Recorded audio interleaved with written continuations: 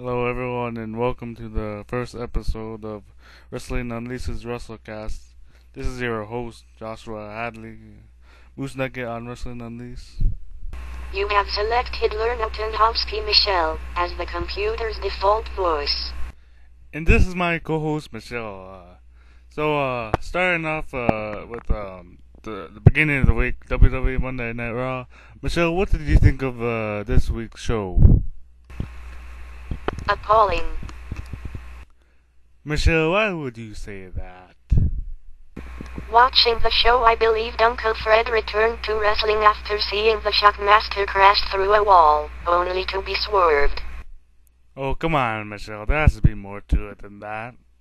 Well, why bring that piece of nonsense called the Shockmaster back, when WWE could have brought in a more important person of WCW history?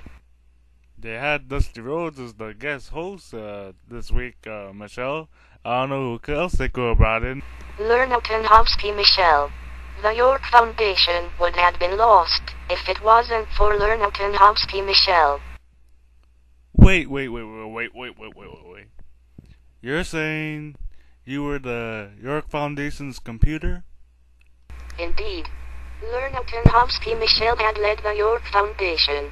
If those incompetent fools had done what Lernotenhovsky Michelle had instructed, WCW would have not ended up in that state that led to its end. Well, I didn't know we had a celebrity on the show.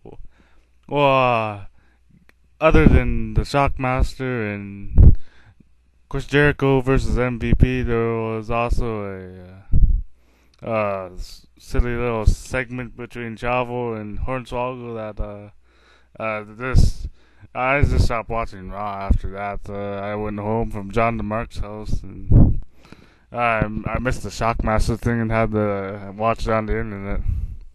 Well, there's also ECW.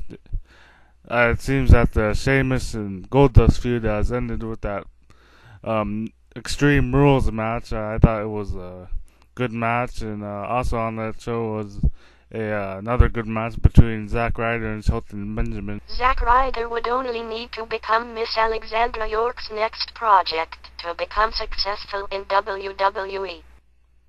Well, before we move on, Michelle, I just wanted to show some results from two WWF's pay-per-view Adrenaline Rush.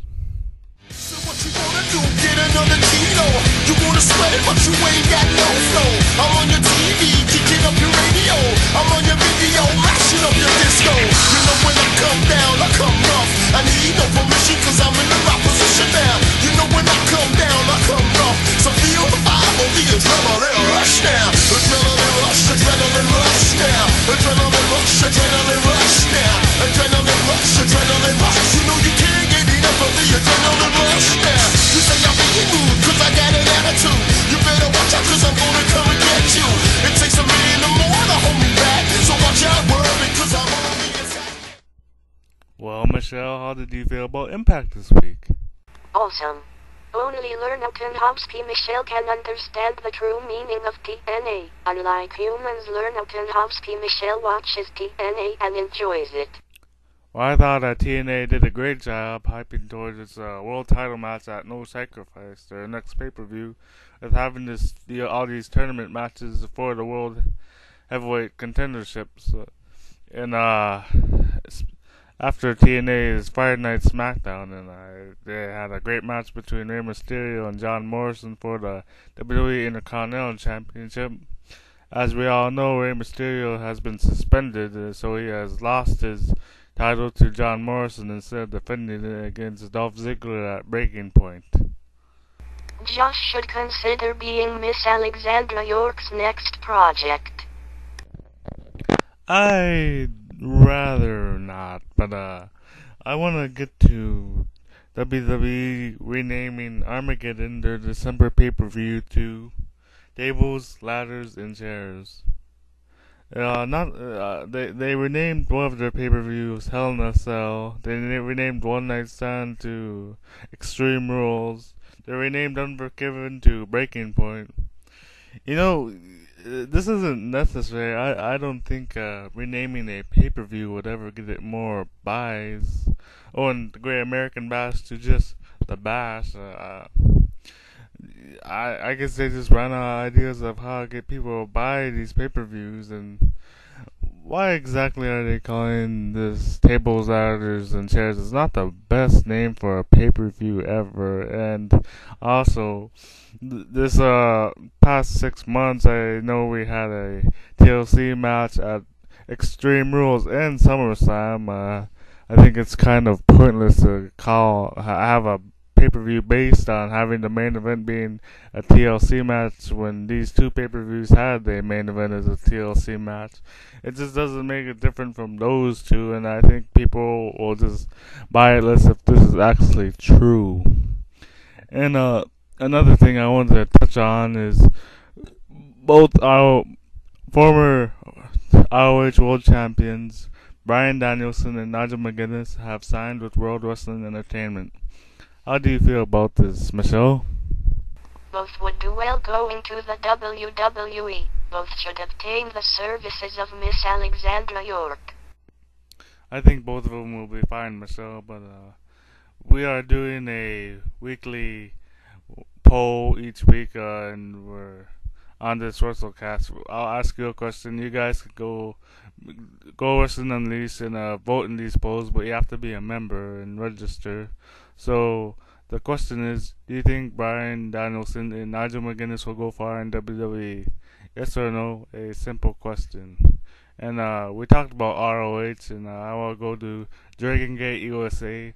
They had their first pay-per-view, Enter the Dragon, and it's got great reviews from lots of people. I've read some of them from News Observer and Weekly Wrestling. There's a website with original name, really. And a couple of guys from Wrestling Unleashed had high praise of it, and it's about as here it costs as much as a ROH pay-per-view did before they stopped showing them, and it's something to look into. If I could, I'll probably watch it Tuesday. If not, I might be able to just buy it and record it. Dragon Gate USA shall go far. Alright, before we leave, there's one more subject I will get into.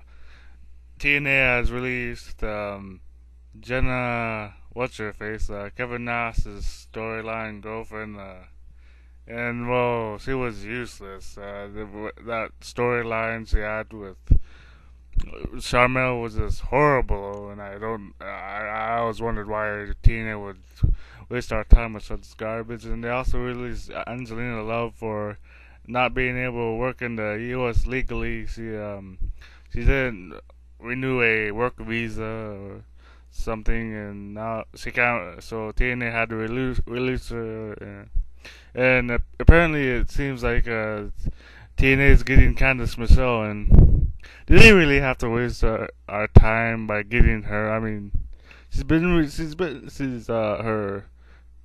her no wrestling thing from WWE 90 days whatever is almost over, and TNA is probably thinking about getting her. I just hope they don't. I don't want to see her in the ring again, and I can't think of anyone else who would want to. Alright, so this has been Wrestling Unleashed's WrestleCast. Alright, the URL is up in the video, so you go there right now and join up. You can vote in the poll, and we can talk about wrestling, general discussions, video games, and all that. And you can join our eFed, the Two Worlds Wrestling Federation. You make a wrestler, you role play for them, and win matches. It's a load of fun. eFeds started out in 2005. It's about 4 or more years old, so it's been here a long time. It must be doing something right. Well, this is Josh Hadley, the host of the WrestleCast.